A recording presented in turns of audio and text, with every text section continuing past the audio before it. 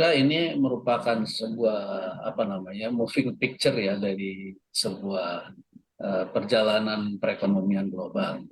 Dimulai kalau kita lihat eh, momen-momen di mana tahun 2020 kita masuk ke dalam era pandemi COVID, terus lanjutkan lagi belum selesai itu ada perang Rusia, Ukraine dan lain-lain. Bahkan sebelumnya kita juga dihadapkan dengan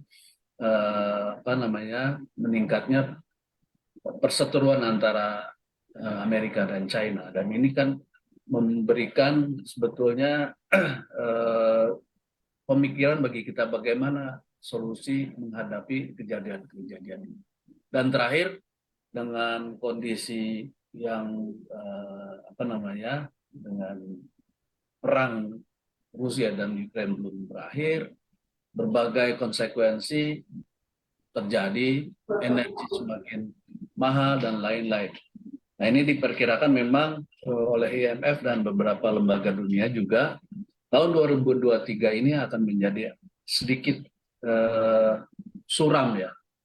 Bahkan bisa diprediksi menjadi resesi. Bahkan disebutkan lagi dalam laporan IMF terakhir, tiga negara besar seperti United States, China, dan juga EU ini memasuki tadi yang dikatakan resesi. Karena memang seperti China, diprediksi hanya bisa naik di angka 4% GDP-nya di tahun 2023. Walaupun sebelum-sebelumnya mereka sangat powerful di sekitar 8%. Demikian juga US dan EU, mereka sudah dalam kondisi yang turun terus. Nah, ini membuat memang kondisinya tidak menguntungkan, terutama bagi kita yang mempunyai target tujuan ekspor, khususnya dari sisi ekspor ke negara-negara utama tersebut. Nah, ini menjadi PR bagi kita untuk bagaimana bisa menyiasati penurunan permintaan global, khususnya dari negara-negara yang selama ini menjadi tujuan ekspor utama kita. Jadi strateginya memang bagaimana menyiasati penurunan permintaan dari negara-negara penopang ekonomi dunia tersebut ya. Jika pasar utama ekspor dari Indonesia sendiri mengalami perlambatan ekonomi seperti China, Amerika, European Union dan lain-lain, pasar alternatif mana yang potensial untuk dieksplorasi oleh Indonesia?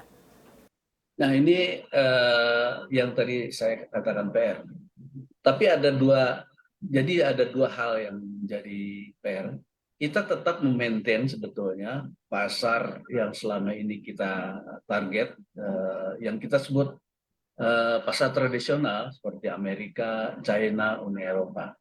Nah, ini tetap kita maintain karena memang value-nya besar gitu. Jadi tidak bisa kita tinggalkan begitu saja. Bahwa ada penurunan permintaan, betul. Nah, permintaan penurunan ini istilahnya kelebihannya itu yang tidak tersalurkan ke pasar tersebut, kita carikan ke pasar-pasar lainnya. Kita sebut pasar non-tradisional.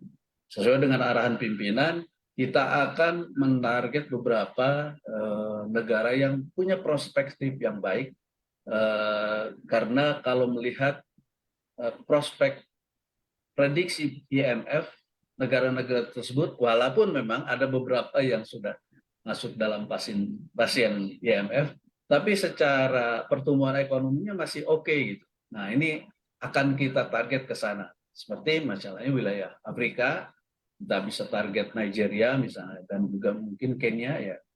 Terus di Timur Tengah, Middle East, seperti negara-negara Teluk, tentu adalah potensi-potensi negara atau pasar yang bisa kita tuju seperti Mesir, Maroko, Arab Saudi, dan tentu United Arab Emirates ya.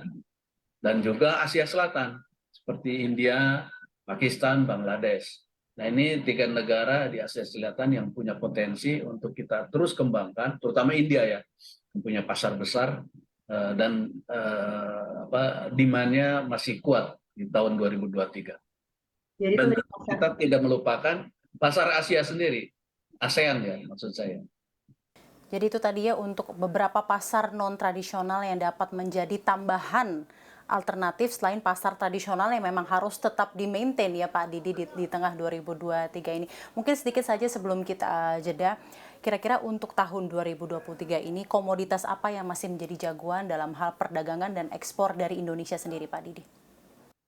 Eh, Komoditasnya dari waktu ke waktu sebetulnya menurut saya terutama di 5 tahun terakhir relatif tidak berubah dan kita akan perkuat terus karena memang nilainya untuk apa namanya komoditas-komoditas atau produk-produk tersebut punya value yang tinggi. Contoh misalnya besi baja ini luar biasa menurut saya apa namanya kenaikannya dari waktu-waktu cukup besar. Permesinan di juga misalnya kendaraan dan bagiannya, terus juga alas kaki, terus produk-produk kertas, produk kimia. Nah ini produk-produk industri yang mempunyai value added yang cukup baik ya. Di samping yang berbasis komoditas seperti apa namanya minyak minyak nabati dan juga misalnya batu bara. Ini memang dua komoditas yang memberi andil yang sangat besar terhadap ekspor kita selama ini. Tapi di lain itu banyak apa namanya produk-produk yang mempunyai nilai tinggi yang kita dari waktu ke waktu lebih bagus lagi.